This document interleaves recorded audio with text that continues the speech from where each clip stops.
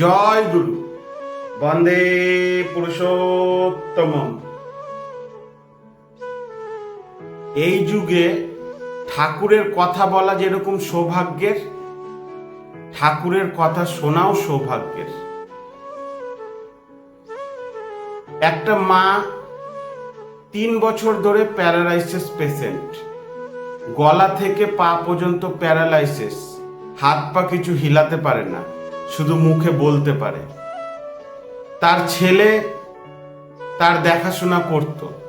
ছেলে যখন চাকরিতে চলে যেত তখন ঘরের মধ্যে শ্রী শ্রী ঠাকুরের অনলাইন সৎসঙ্গ, পরমপিতার দয়ার কথা আলোচনা হতো, সেই টিভি চালিয়ে দিয়ে চলে যেত।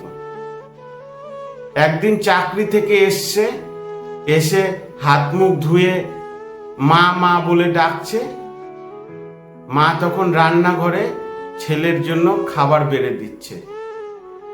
ছেলেটা তো রীতিমতো অবাক। যে মা 3 বছর ধরে প্যারালাইসিস পেশেন্ট, সে ঠাকুরের আলোচনা শুনে উঠে দাঁড়িয়ে তার ছেলেকে খেতে দিচ্ছে। পৃথিবীতে এমন কোনো কথা নাই যে কাজে দিবে, একমাত্র ঠাকুরের কথা ছাড়া। ঠাকুরের সৎসঙ্গ শুনে, পরম পিতার দয়ার কথা শুনে তার মা ছেলেটাকে খেতে দিচ্ছে। এই হচ্ছে ঠাকুরের দয়া। একটা গুরু ভাই মা ছিল, তার বিয়ে হয়েছিল। মাটা যেহেতু শ্রী শ্রী ঠাকুরের শিষ্য, তার স্বামীকেও শ্রী শ্রী ঠাকুরের শিষ্য করে দিয়েছে। তবে স্বামীটা ঠাকুরকে ওরকম মানত না। তো বিয়ের 1 বছর পর ওই মাটার একটা ছেলে হয়। বাড়িতে সবাই খুশি, সবাই আনন্দ। তো মাটা বলে, আমি তো এখন দেওঘরে যেতে পারবো না, দেওঘরে আচার্যদেব শ্রী শ্রী দাদা আছে, দাদার কাছে গিয়ে আমার ছেলের নামকরণ করে এসো।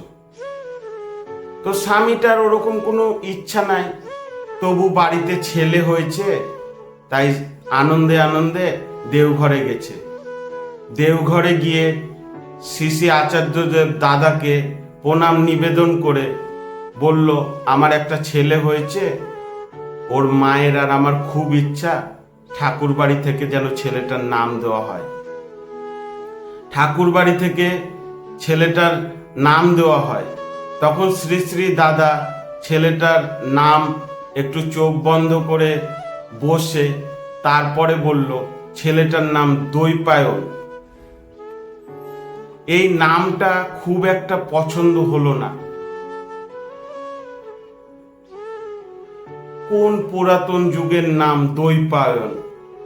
আধুনিক যুগের ছেলের নাম যদি দৈপায়ন রাখে, স্কুল প্রাইভেটে যদি সব বন্ধু বান্ধবীরা তাকে চিরায়, বলে দৈপায়ন, কোন পুরাতন যুগের নাম? তো দাদাটার পছন্দ হলো না দৈপায়ন নামটা। তখন এখন যে বর্তমান আচার্যদেব আছে, পূজ্যপাদ বাবাইদা, তখন বাবাইদা একটু ইয়ং, সে ভাবলো বাবাইদার কাছে গিয়ে প্রণাম নিবেদন করে ছেলেটার নামকরণ করবে। তখন সে পূজনীয় বাবাইদার কাছে গিয়ে বলল, আমার এরকম ছেলে হয়েছে, ওর মা আর বাবার খুব ইচ্ছা ছেলের নামকরণ করা হোক। তখন পূজনীয় বাবাইদা, তখন তো পূজ্যপাদ আচার্যদেব ছিলেন না, তখন পূজনীয় বাবাইদা হেসে বলল, এক ছেলের নামকরণ কতবার করবি? ওই ছেলের নাম যা দৈপায়ন। মানে পূজ্যপাদ শ্রী শ্রী দাদা যে নামকরণ করলো, ওই নামকরণই শ্রী শ্রী বাবাইদা করলো। মানে ঘটনাটা একবার ভেবে দেখো, পূজ্যপাদ আচার্যদেব শ্রী শ্রী দাদা কিন্তু বাবাইদাকে বলেনি। লোকটা ভাবলো দৈপায়ন নামটা খুব পুরাতন, তাই পূজনীয় বাবাইদার কাছে যাই, যদি ভালো একটা নাম দেয়। পূজনীয় বাবাইদাও বলল, ওই ছেলেটার আর কত নাম রাখবি, দৈপায়ন। আচার্যদেব শ্রী শ্রী দাদা যে নামটা বলেছিল, বাবাইদা ওই নামটা বলেছে। এবার ওর বাবাটার তো অতটা খুশি না দৈপায়ন নামটা। এবার বাড়িতে এসে ওর বউকে বলছে দেওঘর থেকে নাম রেখেছে দৈপায়ন। এই নামটা শুনে ওই মাটা হড়হড় করে চোখ দিয়ে জল, কাঁদতে কাঁদতে বিছানা থেকে উঠে ঠাকুর ঘরে গিয়ে ঠাকুরকে প্রণাম করছে। এই দৃশ্য ওই দাদাটা দেখে বলছে এতে কাদার কি হলো, দেওঘর থেকে দৈপায়ন নাম রেখেছে, আমি এসে তোমাকে বললাম দৈপায়ন নাম রেখেছে, নামটা আমার অতটা পছন্দ না। তখন মাটা বলল আমি যখন স্কুল লাইফে পড়তাম তখন পরমপিতা শ্রী শ্রী ঠাকুরের কাছে আমি একদিন প্রার্থনা করে বলেছিলাম ভবিষ্যতে আমার যদি কোনোদিন বিয়ে হয় আর আমার যদি একটা ছেলে হয়, ছেলেটার নাম রাখবো দৈপায়ন। এতদিন আগে পরমপিতার কাছে চেয়েছিল, সে নিজেও ভুলে গেছিল, কিন্তু পরমপিতা ভুলেনি। পরমপিতা এতদিন পর সেই ছেলেটার নাম দিয়েছে দৈপায়ন। তাহলে পরমপিতার কি কৃপা, শ্রী শ্রী ঠাকুরের কি কৃপা যে পূজ্যপাদ আচার্যদেব আর শ্রী পূজনীয় বাবাইদাকে দিয়ে ওই নামকরণ করানো হলো। এই হচ্ছে দেওঘরের লীলা, এই হচ্ছে পরমপিতার লীলা। এই তো কিছুদিন আগের কথা আমি বলছি, আমার একটা বন্ধু শ্রী শ্রী ঠাকুরের শিষ্য আমাকে দেখলেই জয়গুরু করত। তার সব গুণ ভালো, কিন্তু সন্ধ্যার পর মদ না খেলে তার হয় না। মদ খেতে খেতে তার অবস্থা এখন শোচনীয়। সেই 7 দিন আগে আমি যেখানে কাজ করি আমার কাছে এসে বলল বন্ধু আমি মদ খাওয়া ছাড়তে চাই। তখন আমি তাকে বললাম তুই সত্যি মন থেকে বলছিস মদ খাওয়া ছাড়তে চাস? তখন সে বলল হ্যাঁ বন্ধু আমি মদ খাওয়া ছাড়তে চাই, কিন্তু মদ খাওয়া ছাড়তে পারছি না। তখন আমি বন্ধুটাকে বললাম বন্ধু তুই যখন মদ খাস তোর নেশা কতক্ষণ থাকে? বলছে কতক্ষণ, আর 2 থেকে 3 ঘন্টা থাকে, তারপরে ঘুমিয়ে গেলে সকালে উঠলে নেশা কেটে যায়। তখন আমি বন্ধুটাকে বললাম জীবনে এমন নেশা কর যে নেশা সারা জীবন থাকে। সেই নেশা হচ্ছে পরমপিতার নেশা, ঠাকুরকে পাওয়ার নেশা। ওই মদ গাঁজা খাবি 2-3 ঘন্টা নেশা থাকবে, ওই নেশাতে মজা নাই।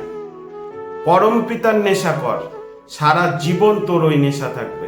শ্রী শ্রী ঠাকুরকে পাওয়ার নেশা কর, সারা জীবন তোর ওই নেশা থাকবে। তুই জীবনে মুক্তি পেয়ে যাবি, উদ্ধার হয়ে যাবে। এই কথাটা আমি তখন কিভাবে যে বললাম আমি নিজেও জানি না, এত বড় কথা বলে দিলাম। বললাম যে নেশা করলে সারা জীবন নেশা থাকে সেই নেশা কর। সেটা হচ্ছে অনুকূল ঠাকুরকে পাওয়ার নেশা, সেটা হচ্ছে পরম পিতাকে পাওয়ার নেশা। তারপর ওকে একটা কাল্পনিক গল্প বললাম।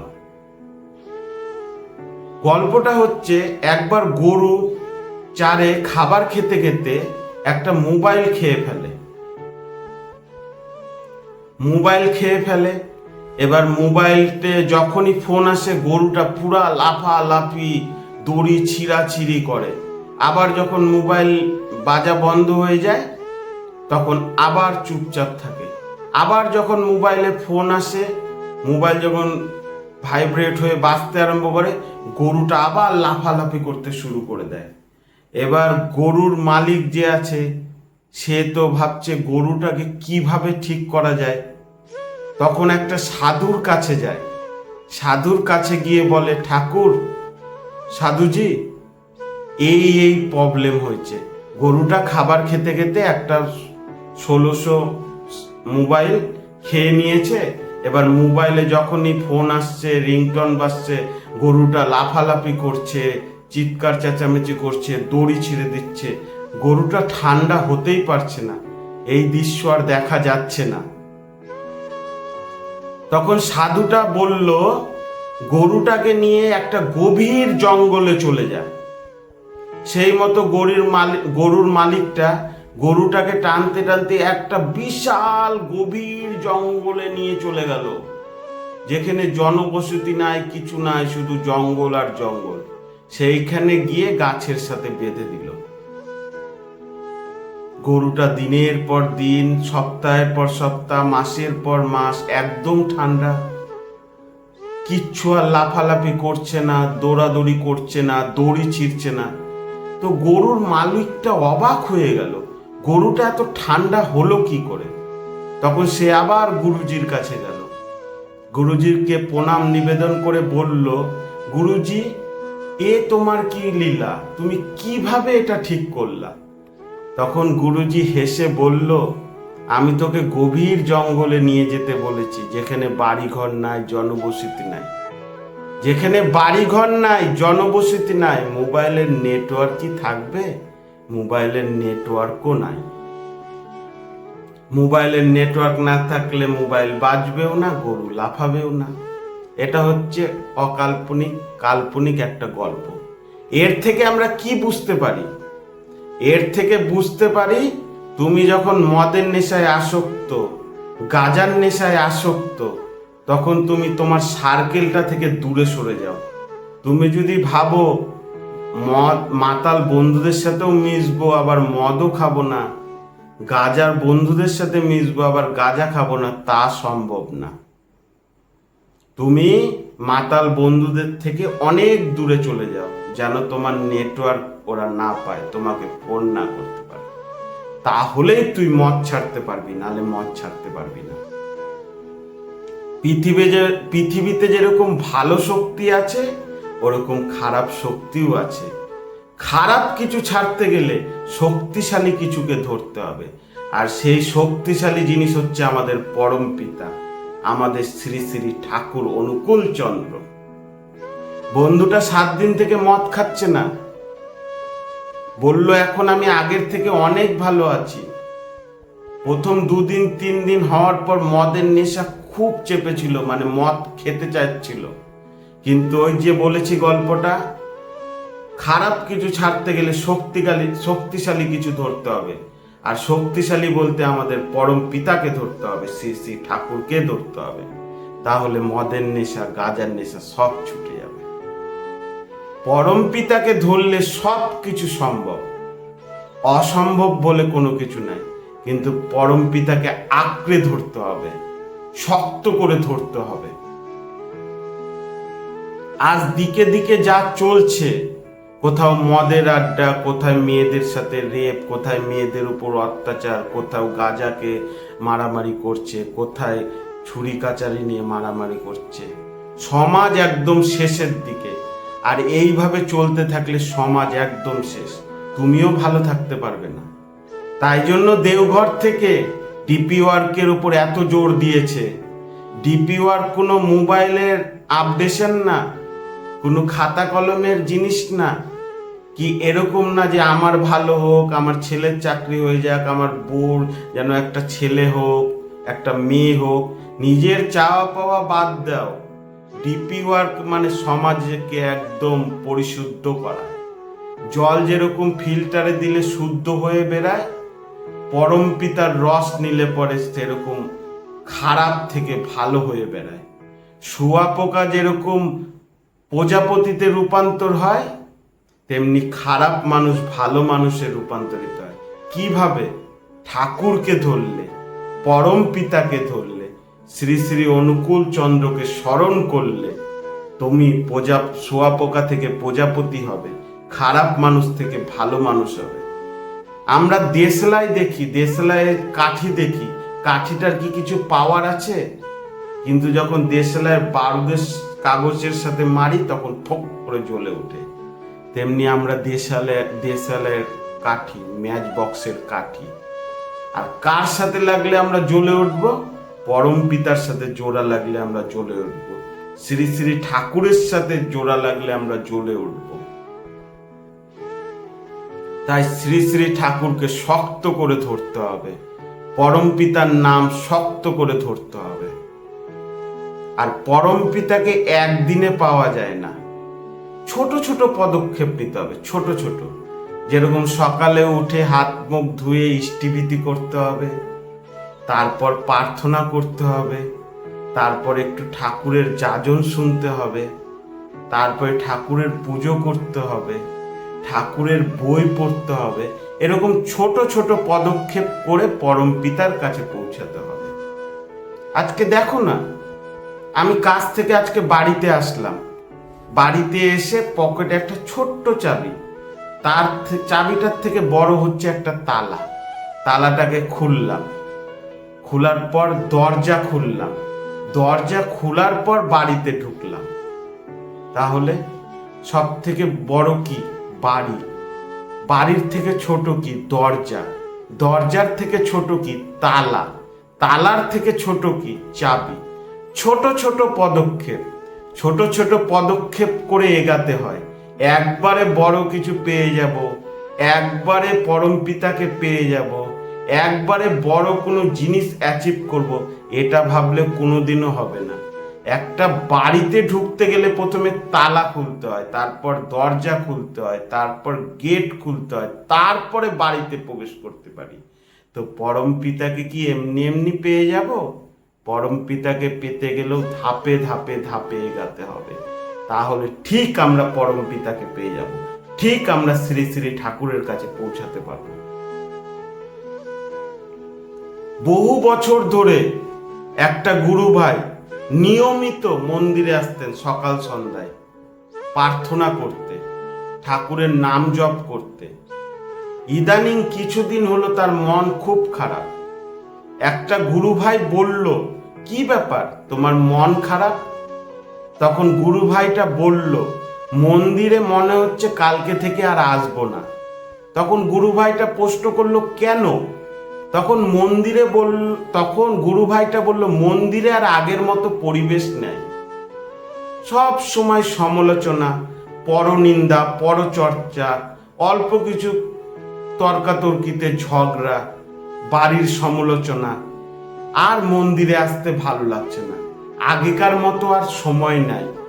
আগে যেরকম মন্দিরে শান্তি ছিল, প্রার্থনা করে মজা পেতাম, এখন আর সেই মজাটা পাই না। তখন গুরু ভাইটা বলল, কালকে একবার আমার জন্য মন্দিরে আসো প্রার্থনা করতে, তারপর থেকে আর তোমাকে কোনো দিনও আসতে বলবো না।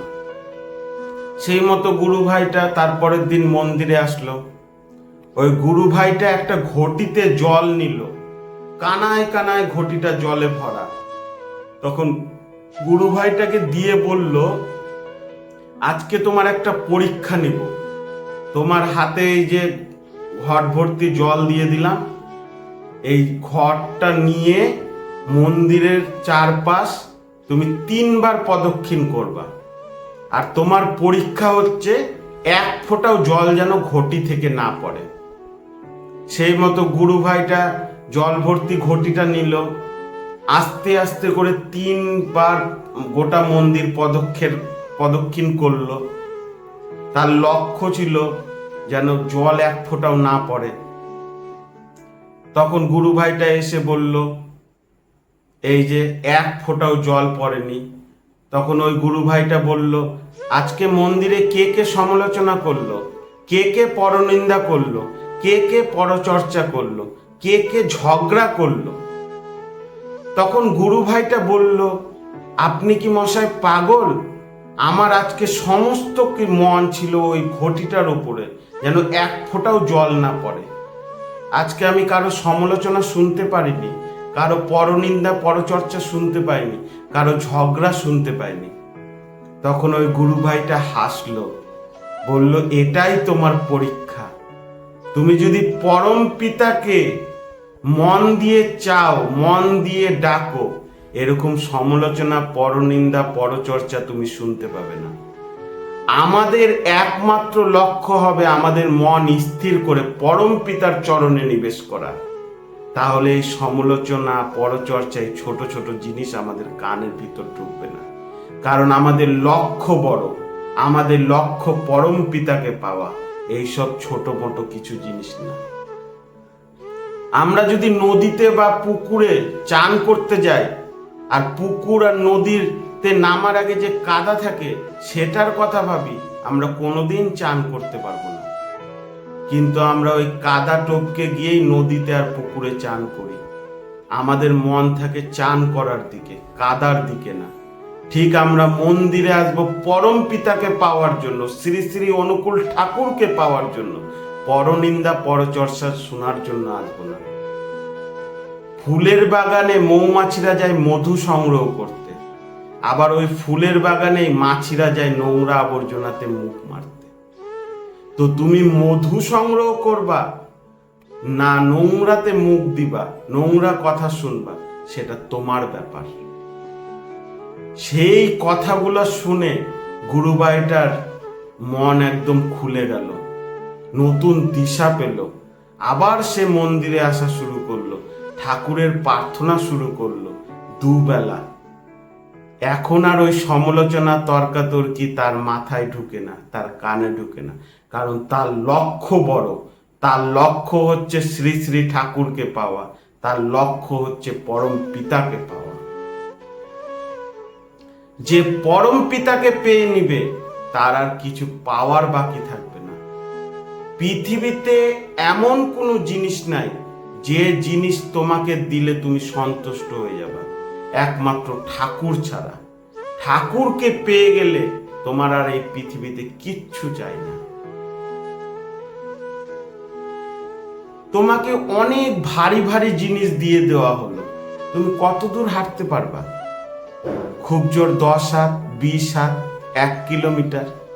কিন্তু যদি তোমার কাছ থেকে সব ভারী জিনিস টিনিস নিয়ে নেওয়া হয়, তোমাকে খালি হাত পা দিয়ে দেওয়া হয়, তুমি কিন্তু চলতেই থাকবা, চলতেই থাকবা। তাই জন্য অহংকার, সমালোচনা, পরনিন্দা, পরচর্চা, তর্ক, এগুলা হচ্ছে সব আমাদের জীবনের ভারী জিনিস। এগুলাকে যত তাড়াতাড়ি পারবা ত্যাগ করে দাও। খালি জীবনকে যত হালকা করতে পারবে, ঠাকুরের কাছে তুমি তাড়াতাড়ি পৌঁছাতে পারবে। শ্রী শ্রী ঠাকুরের কাছে তুমি আরো তাড়াতাড়ি পৌঁছাতে পারবে, পরম পিতার স্মরণে তুমি আরো তাড়াতাড়ি যেতে পারবে।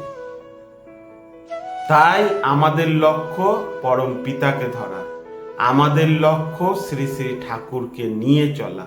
আর শুধু নিজে ভালো হব না, ডিপি ওয়ার্কের মাধ্যমে গোটা সমাজকে ভালো করব। ডিপি ওয়ার্কের মাধ্যমে ঠাকুরের কথা সবার মাঝখানে তুলে ধরব। আজকে যারা যারা তুমি রোডে গাড়ি চালাচ্ছ, কেউ এসে তোমাকে গাড়িতে মেরে দিচ্ছে, তুমি যখন গাড়ি চালাবা তুমি ভাববা পৃথিবীতে যতজন গাড়ি চালায় সবাই পাগল, সবাই পাগল। পাগলরা যেদিক সেদিক থেকে মেরে দেবে, তোমাকে সচেতন হতে হবে। ঠিক সেরকমই এই পৃথিবীতে, এই সমাজে যতজন আছে তারা কেউ ঠাকুরের জ্ঞানে জ্ঞানিত নয়, ঠাকুরের দয়ার ব্যাপারে জানেন না, তারা অজ্ঞান। ওদেরকে ঠাকুরের কথা বলতে হবে, ওদেরকে পরম পিতার দয়ার কথা বলতে হবে। তাহলে না সমাজ ঠাকুরের দিকে আসবে, তাহলে না সমাজ ঠাকুরের জয়ধ্বনি দিবে। আর ঠাকুরের জয়ধ্বনি দিবে তখন সব গোটা সমাজ, ওই যে দূষিত জল ফিল্টারে দিলে জলটা শুদ্ধ হয়ে বেরায়, তেমনি সমাজের যত অপরাধী আছে আস্তে আস্তে শুদ্ধ হয়ে যাবে, ঠাকুরের পথে চলতে শুরু করবে। আর যখন ঠাকুরের পথে চলতে শুরু করবে তখন গোটা সমাজ ঠাকুরময় হয়ে যাবে। আমরা সবাই শান্তিতে থাকতে পারবো, আমরা সবাই ভালো থাকতে পারবো। আমার বউ কেমন, আমার ছেলে মেয়ে কেমন, আমার পরিবার কেমন, আমরা নিজের মুখে বলবো না, যেন লোক পারিপার্শ্বিক বলে ওই বাড়ির লোকটা খুব ঠাকুর ভক্ত, ওই বাড়ির মাটা খুব ঠাকুরকে ভালোবাসে, ওই বাড়ির ছেলেটা জয়গুরু দেয় এইটুক বয়সে, তখন মনটা আনন্দে ভরে উঠবে। এই হচ্ছে আমাদের, তখন মনে হবে আমরা ঠাকুরকে নিয়ে চলছি, তার আগে কিন্তু মনে হবে না আমরা ঠাকুরকে নিয়ে চলছি।